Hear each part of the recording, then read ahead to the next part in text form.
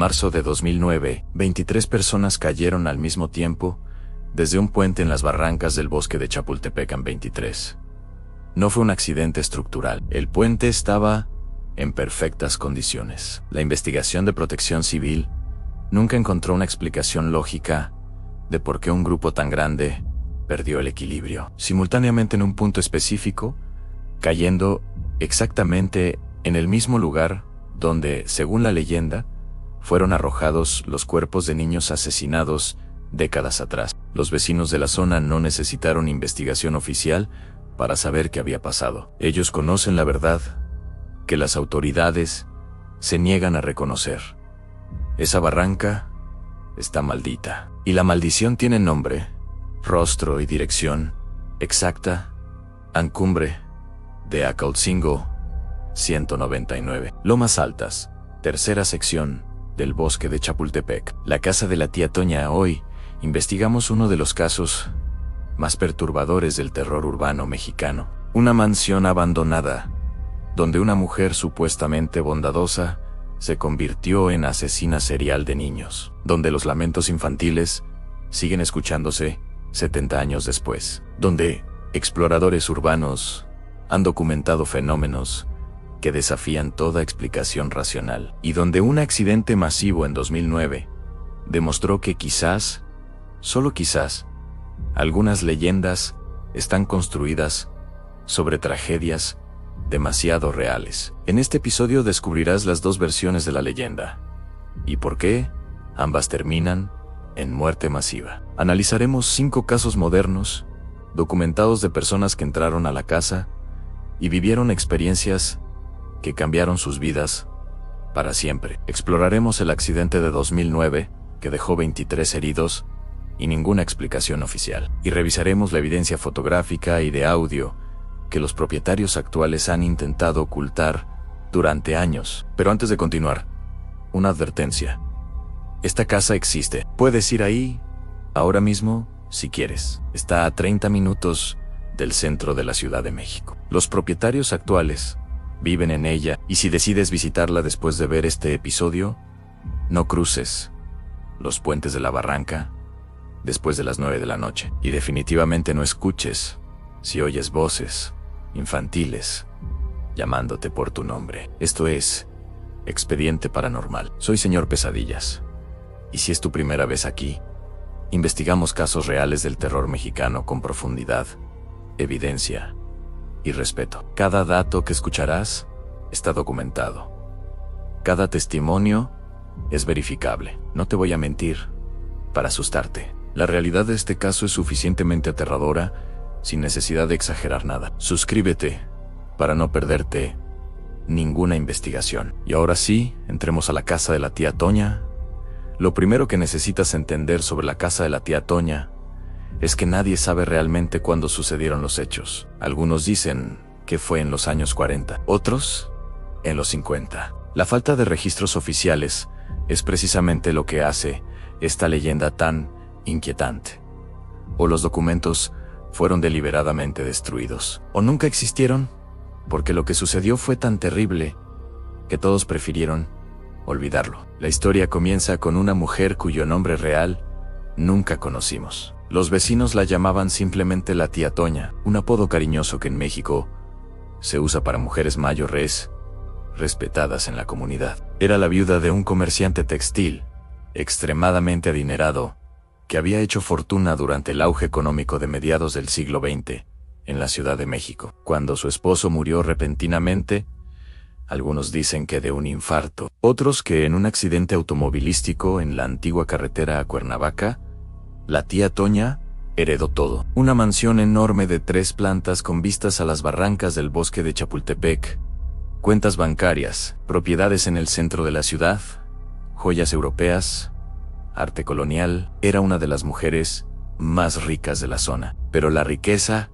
no llenó el vacío que la muerte de su esposo dejó. La casa, diseñada para albergar una familia numerosa, se sentía vacía, silenciosa, casi como un mausoleo. Las habitaciones enormes resonaban con sus pasos solitarios. Los comedores largos permanecían vacíos. Los jardines extensos que alguna vez imaginó llenos de niños jugando, se marchitaban sin propósito. Y entonces, según cuentan los vecinos ancianos que aún recuerdan aquella época, la tía Toña tomó una decisión que parecía noble. Generosa, casi santa.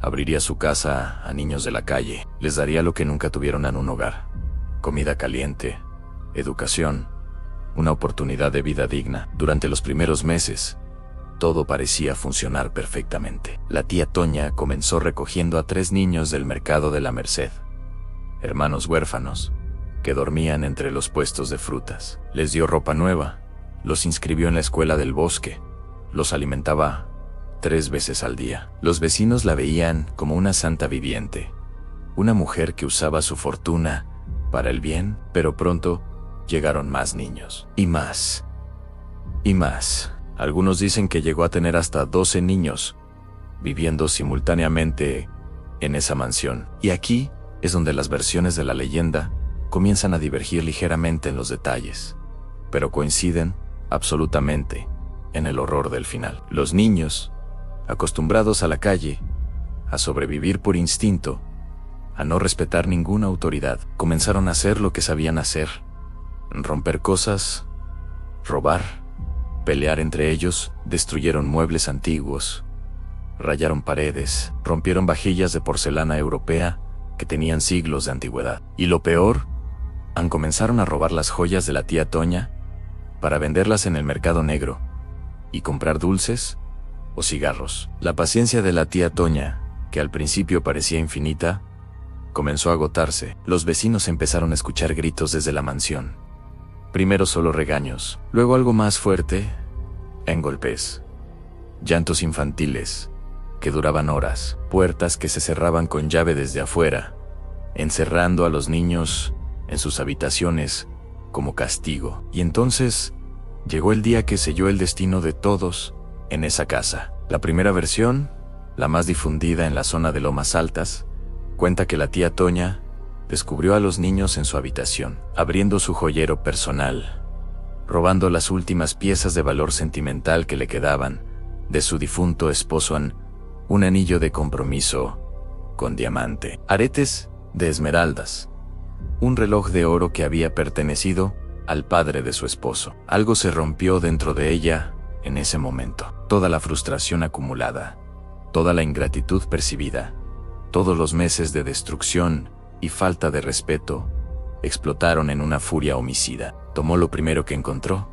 Algunos dicen que un candelabro de bronce pesado, otros que un bastón de madera maciza, y comenzó a golpear a los niños. No se detuvo cuando cayó el primero, ni cuando el segundo dejó de moverse. Siguió golpeando hasta que los 12 niños estaban tirados en el suelo de mármol de su mansión, sus cabezas fracturadas, la sangre manchando las alfombras persas que había comprado en su luna de miel en Europa. Cuando finalmente se detuvo, jadeando, mirando lo que había hecho, el horror de su acción la golpeó como un tsunami. Pero ya no había vuelta atrás. Así que durante toda esa noche, arrastrando los cuerpos pequeños, uno por uno, los llevó hasta el borde de la barranca que rodeaba su propiedad y los arrojó al vacío. 12 cuerpos pequeños, cayendo en la oscuridad, estrellándose contra las rocas y arbustos del fondo.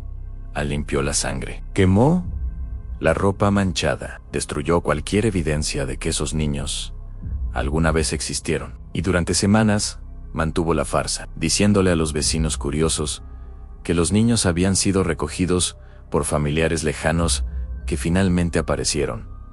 Pero la culpa la consumía. Las noches sin dormir se multiplicaban. Comenzó a escuchar voces, lamentos infantiles que venían de la barranca. Veía sombras pequeñas en los pasillos de su mansión. Sentía manos diminutas tirando de su vestido cuando caminaba sola. Un mes después del crimen, se encerró en su habitación, tomó todo el láudano que tenía para dormir y nunca despertó. La encontraron 3 días después, cuando el olor comenzó a filtrarse bajo la puerta. La segunda versión es más fría, más calculada y de alguna manera aún más perturbadora. En esta variante, La tía Toña no actuó por rabia impulsiva. Planeó meticulosamente deshacerse de los niños. Cansada del caos, de la destrucción, de la ingratitud, decidió que la única solución era eliminar el problema en su totalidad. Preparó una cena especial.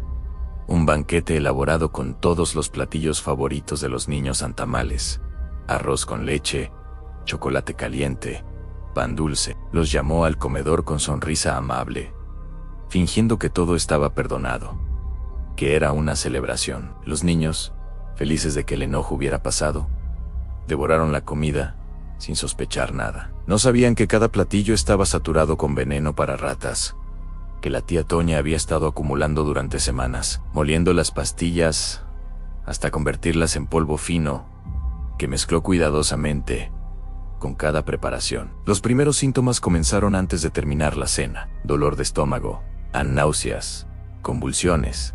Los niños comenzaron a caer de sus sillas, uno tras otro, gritando de agonía mientras el veneno quemaba sus órganos internos desde adentro. La tía Toña se sentó en la cabecera de la mesa, mirando fijamente, sin moverse, sin ayudar, simplemente esperando a que todos dejaran de moverse. Cuando el último niño dejó de respirar, cuando el silencio finalmente regresó a su mansión, la tía Toña se sirvió un plato de la misma comida envenenada. Comió lentamente, saboreando cada bocado, sabiendo exactamente lo que venía. Quería sentir el mismo dolor que había infligido. Era su penitencia, su castigo autoimpuesto. La encontraron en la misma mesa, desplomada sobre los platos vacíos, rodeada de los cuerpos pequeños de los niños que había jurado proteger. Aquí es donde ambas versiones convergen nuevamente. Nadie habló oficialmente de lo sucedido. Los cuerpos desaparecieron sin funeral. No hubo investigación policial documentada. No hay registros en periódicos de la época. Es como si alguien, quizás autoridades locales, pagadas con el dinero de la familia, hubiera decidido que era mejor enterrar todo, literal y figurativamente. La mansión fue sellada durante años. Los familiares lejanos de la tía Toña no quisieron heredarla. Permaneció vacía, deteriorándose, mientras los vecinos comenzaban a reportar los primeros fenómenos extraños en luces que se encendían en ventanas de una casa sin electricidad.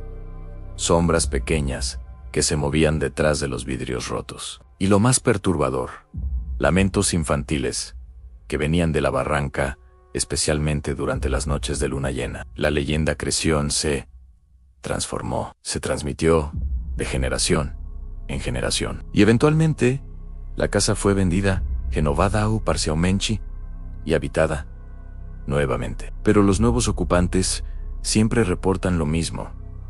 Esta casa nunca se siente vacía. Siempre hay alguien más ahí. Y ese alguien no quiere que olvides lo que sucedió. Ahora llegamos a la parte donde la leyenda se encuentra con la realidad moderna. Estos no son cuentos de campamento. Son testimonios verificables de personas reales que entraron a la casa de la tía Toña en las últimas 2 décadas. Personas con nombres, profesiones, direcciones, personas cuyas vidas cambiaron permanentemente después de cruzar ese umbral maldito el 14 de marzo de 2009, aproximadamente a las 7:45 de la noche. Un grupo de 23 personas cayó simultáneamente desde un puente peatonal sobre la barranca que da acceso a Cumbre de Acalcingo. Este es el caso más documentado y el que finalmente puso la casa de la tía Toña en el radar de investigadores paranormales serios. Y todo está en registros oficiales de Protección Civil de la Ciudad de México, reportes médicos del Hospital EBC y cobertura mediática que puedes buscar tú mismo. En marzo de 2009, un grupo de estudiantes de arquitectura de la Universidad Iberoamericana organizó una visita de exploración urbana a la zona de Lomas Altas. El objetivo académico era estudiar construcciones antiguas de mediados del siglo XX. 18 estudiantes, más 5 profesores y guías, 23 personas en total. El líder del grupo era el arquitecto Roberto Sánchez Montiel, profesor titular con 32 años de experiencia, conocido por su seriedad académica y su enfoque completamente racional. Roberto había visitado la zona docenas de veces antes. Conocía los puentes, las barrancas, cada rincón del territorio. Alrededor de las 7:30 de la noche, cuando comenzaba a oscurecer, el grupo terminó de fotografiar una residencia cercana y decidió cruzar hacia la zona donde se encuentra la casa de la tía Toñan. Para llegar, tenían que atravesar un puente peatonal de concreto reforzado que cruza sobre una barranca profunda, aproximadamente 15 metros de caída. El puente había sido inspeccionado apenas 2 meses antes, han certificado seguro, capacidad para 50 personas. Simultáneamente, barandales de acero a ambos lados. No había absolutamente ninguna razón estructural para preocuparse. Roberto cruzó primero, luego los estudiantes comenzaron a seguirlo en fila, y aquí es donde todo se vuelve inexplicable. Según los testimonios recopilados por Protección Civil, cuando aproximadamente la mitad del grupo estaba en el centro del puente, varios estudiantes comenzaron a reportar sensaciones extrañas simultáneamente. Mareus súbitus, náuseas. Una estudiante, Patricia Ruiz, describió sentir como si algo tirara de mis tobillos hacia abajo, como manos pequeñas jalando mi pantalón. Otro estudiante, Mario Delgado, reportó escuchar voces infantiles susurrando su nombre desde abajo del puente. A Mario, baja con nosotros, baja a jugar. Él insiste hasta hoy que las voces eran tan claras como si alguien estuviera parado junto a él. Y entonces, en cuestión de segundos, 23 personas perdieron el equilibrio al mismo tiempo. No fue uno que cayó y arrastró a los demás. No fue un efecto dominó. Los reportes médicos son claros. Las lesiones fueron consistentes, con pérdida de equilibrio simultánea. Algunos cayeron hacia adelante, otros hacia los lados, otros hacia atrás, pero todos cayeron dentro de un margen de 3 segundos. Roberto, que estaba al frente y ya había cruzado completamente, se giró al escuchar los gritos y vio algo que lo persigue hasta hoy. Según su testimonio oficial, por una fracción de segundo, vio sombras pequeñas, del tamaño de niños, moviéndose entre las piernas de los estudiantes, justo antes de la caída masiva. 7 personas cayeron completamente de la barranca. 16 lograron aferrarse a los barandales o fueron detenidos por compañeros. Los servicios de emergencia tardaron 40 minutos en llegar, porque la ubicación es de difícil acceso. El resultado: 3 fracturas de cráneo, 5 fracturas múltiples de extremidades, 2 fracturas de columna, contusiones severas en todos los afectados. Milagrosamente, nadie murió, pero varios estudiantes quedaron con secuelas permanentes. La investigación oficial de Protección Civil duró 3 meses. Inspeccionaron el puente con ingenieros estructurales. Revisaron condiciones climáticas. No había viento fuerte. Descartaron drogas o alcohol.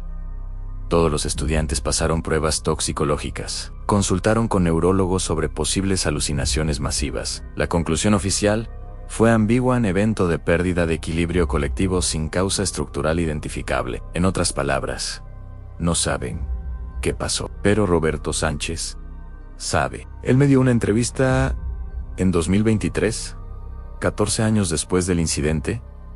Ya está retirado, ya no da clases, y cuando le pregunto qué cree que sucedió ese día, su respuesta es directa: en algo en esa barranca quería que cayéramos. Algo que no le gusta que la gente se acerque a esa casa, y casi lo logra. Guarda este detalle: el punto exacto donde cayeron está directamente debajo de la propiedad de la casa de la tía Toñan, y según la leyenda, es exactamente donde fueron arrojados los cuerpos de los niños asesinados, la noche del 23 de octubre de 2015, aproximadamente a las 11:30 de la noche.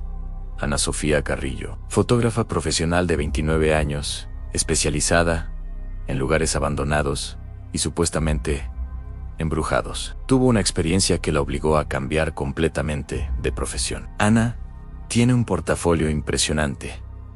Es convento y Churubasco, Hospital Juárez, abandonado, Panteón de Dolores, de madrugada. Es escéptica por naturaleza. No cree en fantasmas, solo en capturar arquitectura deteriorada, con iluminación dramática. En octubre de 2015, recibió un encargo privado inusual. Los entonces propietarios de la casa de la tía Toña querían fotografías profesionales del interior para un proyecto de restauración. Le pagaban el triple de su tarifa normal. Había solo una condición: tenía que trabajar de noche, cuando los propietarios no estuvieran presentes, porque estaban haciendo renovaciones durante el día.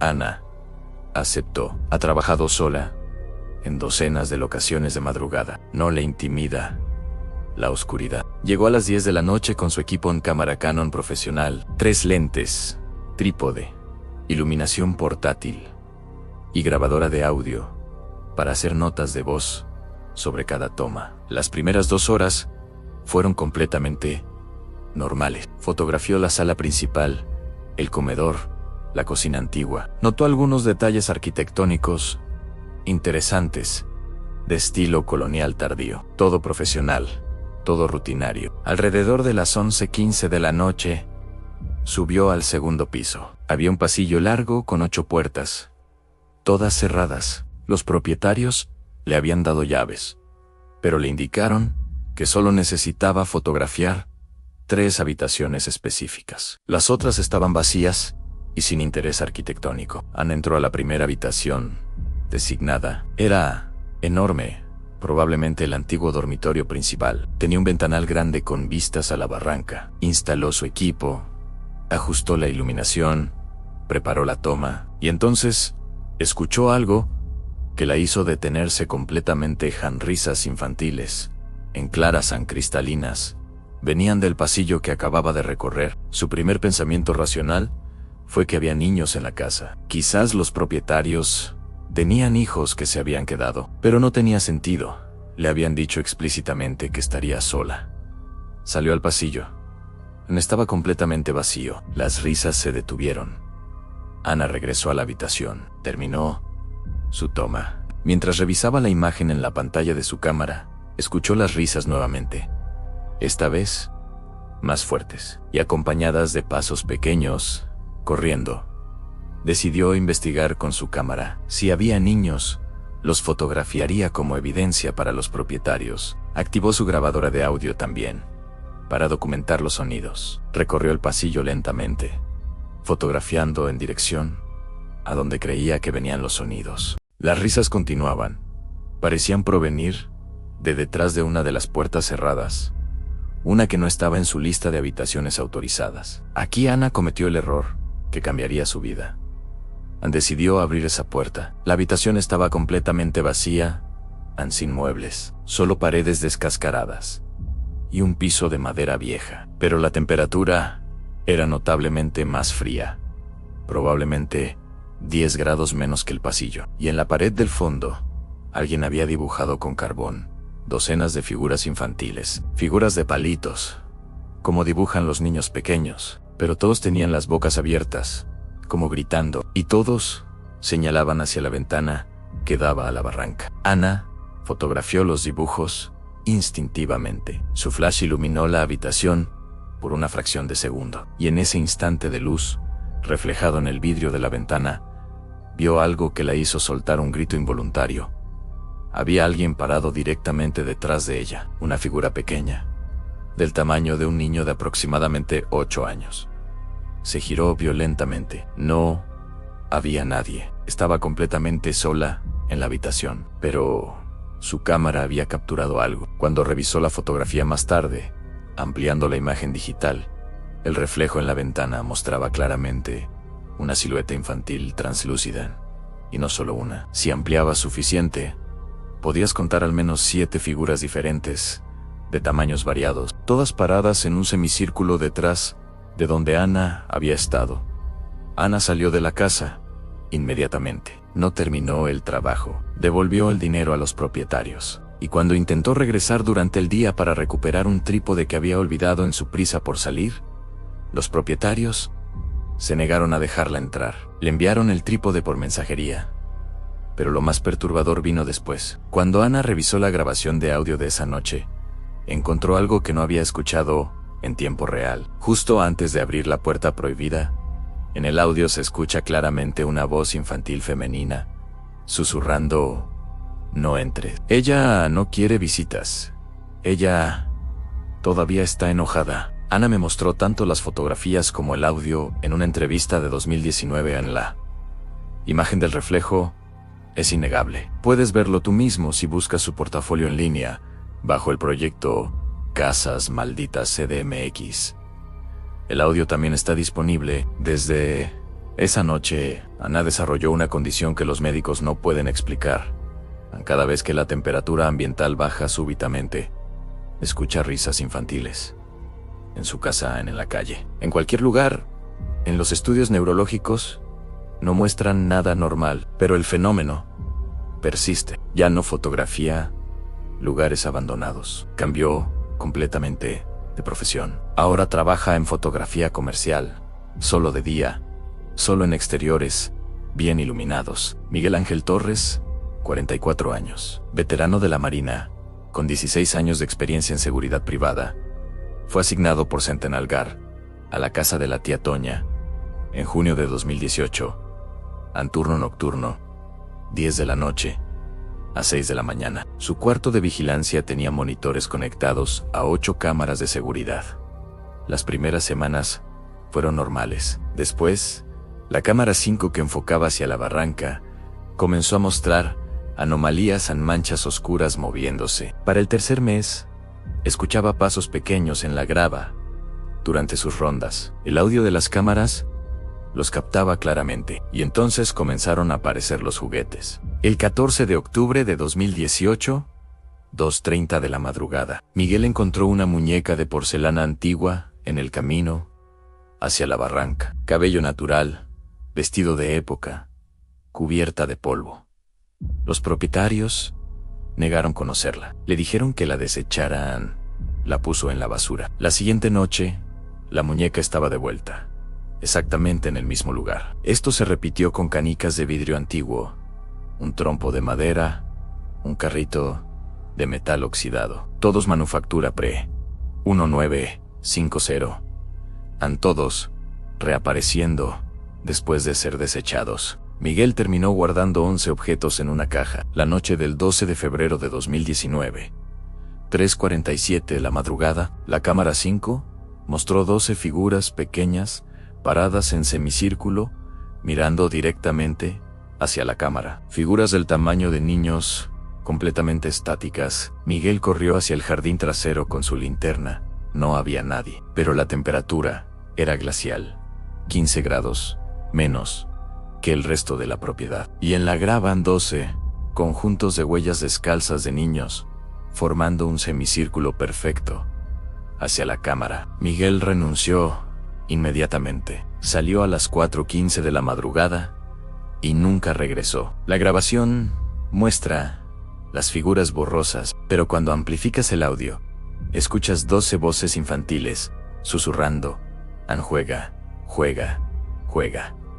Miguel ahora solo acepta turnos diurnos, rechaza cualquier trabajo nocturno y mantiene esos 11 juguetes en una caja sellada en su sótano, porque cada vez que intenta desecharlos, reaparecen en su puerta al día siguiente. La noche del 7 de agosto de 2021, 1:30 de la madrugada, 4 exploradores urbanos del canal Horbox CDMX, con 80,000 suscriptores, entraron a la casa de la tía Toña, Andario Méndez, 26 años líder, Kevin Ortega, 24, Samantha Ruiz, 28, Ricardo Silva, 29. Equipo profesional and 3 GoPros, 2 DCLs, micrófonos direccionales. Los primeros 20 minutos fueron normales. Darío, narrando arquitectura colonial. Subieron al segundo piso, 1:25 de la madrugada.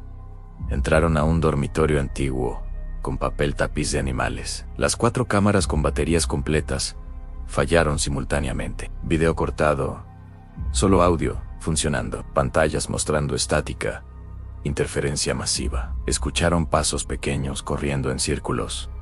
Alrededor de ellos, Native Visible. Habitación vacía. Los pasos continuaban. La temperatura cayó drásticamente. Su aliento visible en pleno agosto. Darío sintió manos frías empujándolo hacia la ventana de la barranca. Kevin lo vio dar 2 pasos involuntarios, claramente empujado por algo. Lo agarró deteniéndolo a 1 metro de la ventana abierta. ¡Abierta!, Samantha gritó. «Hay niños. Los veo en el espejo». Los 4 miraron un espejo antiguo. Por una fracción de segundo, vieron reflejos de múltiples figuras infantiles paradas detrás de ellos, figuras solo visibles en reflejo. No directamente salieron corriendo. No pararon hasta su camioneta, 3 cuadras más allá. Subieron el video a YouTube en 500,000 vistas en 24 horas. Abogados de propietarios enviaron carta de cese, video eliminado en 5 días. Pero el audio sobrevive. Pasos circulares claros, inexplicables. Darío desarrolló fobia severa a ventanas, ataques de pánico al acercarse a cualquiera, 3 años de terapia.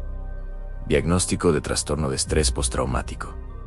Ningún tratamiento funciona completamente. El canal se disolvió 2 meses después. Las manos que me empujaron eran reales, me dijo Darío en octubre de 2023.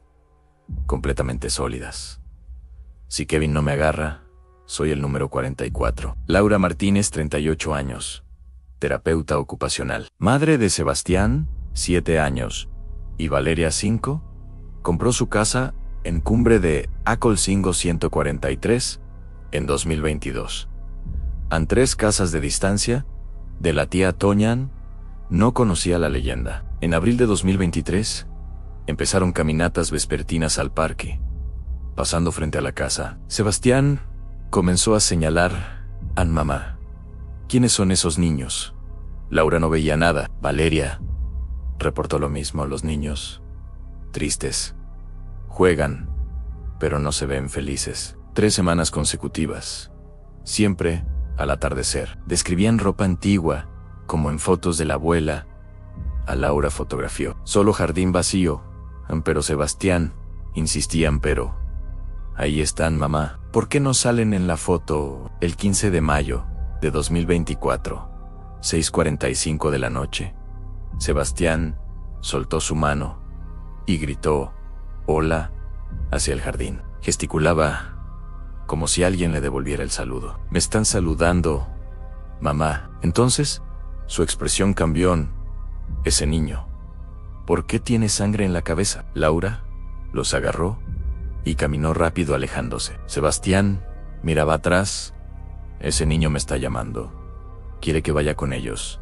Dice que están solos, que necesitan amigos». Laura investigó esa noche.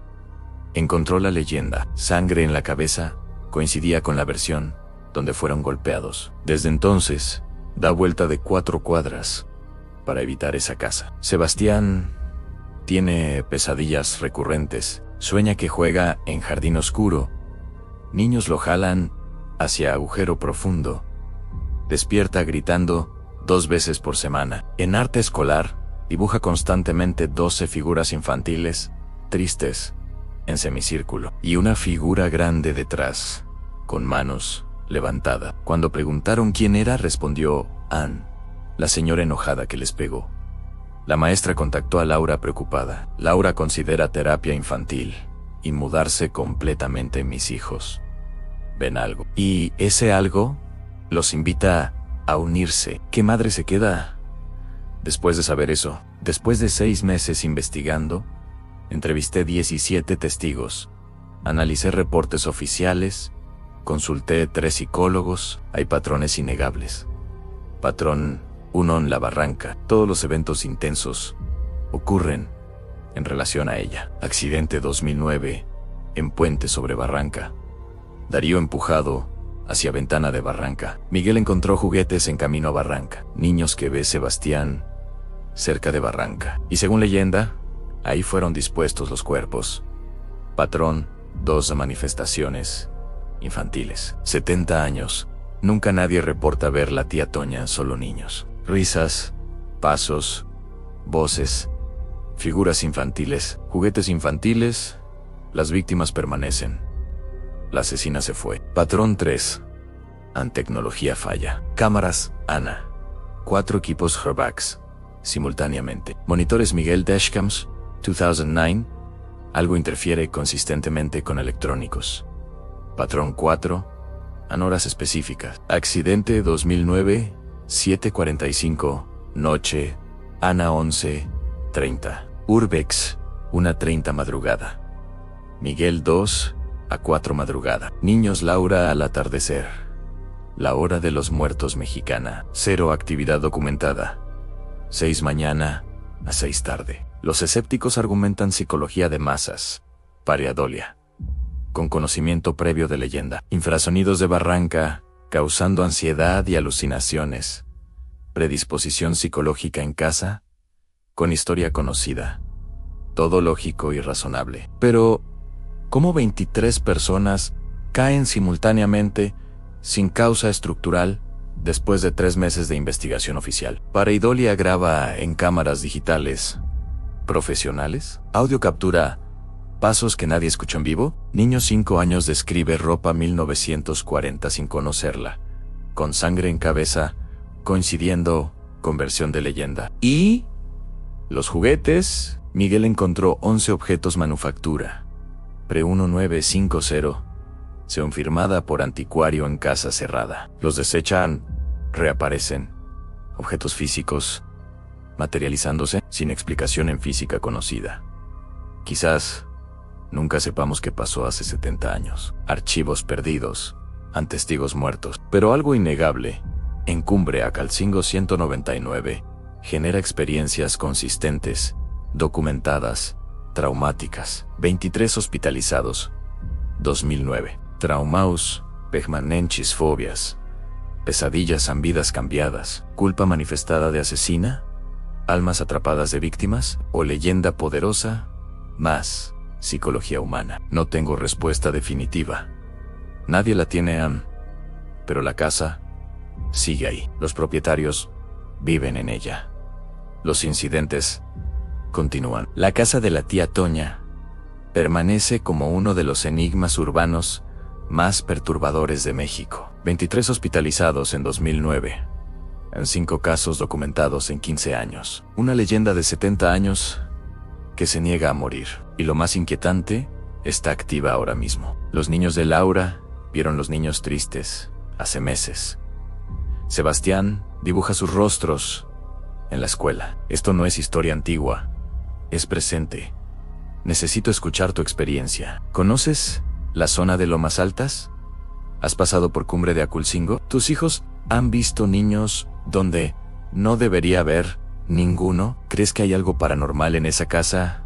¿O todo tiene explicación que aún no encontramos? Déjamelo en comentarios en Leo Todos. Si esta investigación de 32 minutos te atrapó, suscríbete. No hago clickbait de 10 minutos. Hago investigaciones serias, documentadas, profundas del terror real mexicano. Cada domingo, espediente paranormal. Cada miércoles, en testimonios nocturnos. Próximo domingo, investigo el hospital psiquiátrico La Castañeda, en que encontraron cuando derribaron la puerta del sótano sellado. Testimonios de guardias que renunciaron después de una noche, porque el gobierno clausuró la investigación. Soy Señor Pesadillas. Esto fue Expediente Paranormal número 4 en la casa de la tía Toña. Nos vemos en la próxima investigación. Y si vives en Lomas Altas, o planeas visitarla, ten cuidado al cruzar los puentes sobre la barranca, especialmente después de las 9 de la noche, porque hay algo ahí abajo que todavía busca compañía. Y los niños nunca se fueron.